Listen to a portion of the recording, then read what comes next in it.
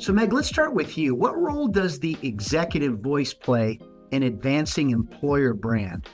Well, the executive voice is really important because I think a lot of employees want to hear from their CEO. They want to hear from their leaders.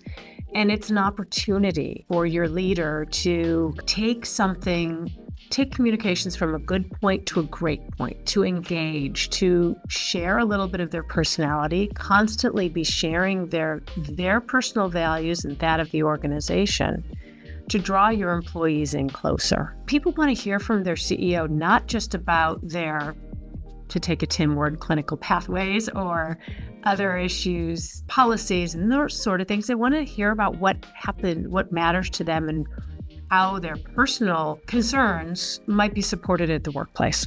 It's treating them as individuals. So Cara, let's go to you.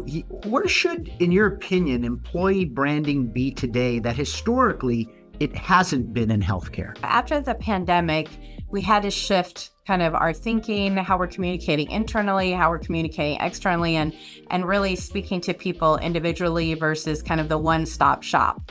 And really the employee voice, they want to hear from the CEO, not just about benefits or what's going on, but kind of where the organization stands and where they stand. And they also want to hear from each other. And so the branding really has to be able to speak to employees, who they are, why they work at the organization, what working here means to them, and why those are important things to attract new talent to the organization.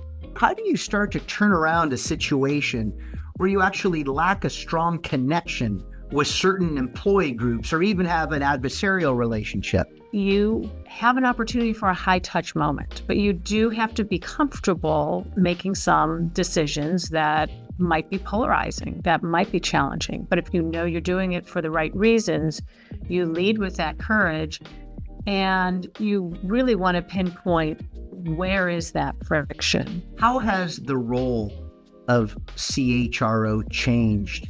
And what do you believe are some non-negotiables? The biggest non-negotiable is not resting on your laurels and not being afraid to push back and fight, because HR, our role is to make things uncomfortable, to make it better for our employees. And if you're not focusing on that at all times and not going, oh, now the leaders don't like that, or, oh, that's going to create some challenges, or, oh, you just have to, it's a non-negotiable. You have to be able to push back. You have to know your people. You have to know their demographics, geographic, ethnic, and be aware of issues that impact those communities. Really paying attention to your middle manager, the nurses. That's where you get burnt out, because those are the people that your most influential employee is your direct supervisor. So they yield a lot of influence. And yet the middle managers, when they do well, they tend to be rewarded with more work.